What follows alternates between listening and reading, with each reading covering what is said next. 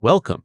Today we will master the Read an Academic Passage task by analyzing university-level texts to uncover main ideas and logical connections. I'll show you how to navigate complex academic language so you can approach every question with confidence. If you found this strategy helpful, make sure to subscribe to myTOEFL for more expert tips to boost your score. Let's keep working together to reach your goals. Listen closely to the speaker's tone and intent to anticipate the most logical follow-up. Pay attention to whether they are asking a question or making a request. How can I sign up for the International Student Association?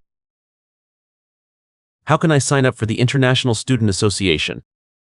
The speaker is asking for specific instructions by saying, "How can I sign up?" We need a response that provides a method or a location for registration. Let's listen to our options to find the best reply. Let's listen to option A. You can register on their official website.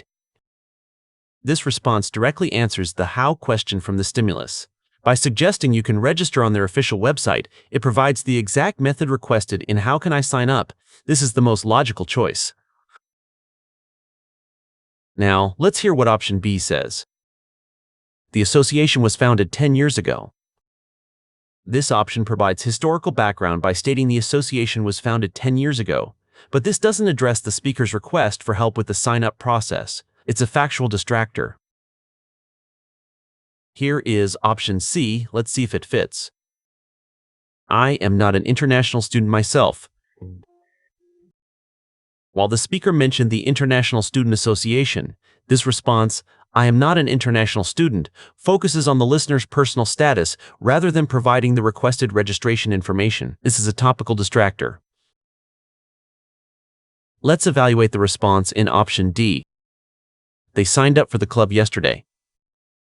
This option uses the correct verb signed up, but it changes the subject to they and the tense to the past. Since the speaker asked how can I, a report on what others did yesterday is not a helpful answer. Therefore, the best response is option A, because it provides a direct, helpful answer to the procedural question asked by the speaker. To succeed in this task, always focus on the functional intent of the speaker. Don't be fooled by options that repeat keywords but fail to address the actual question or statement being made.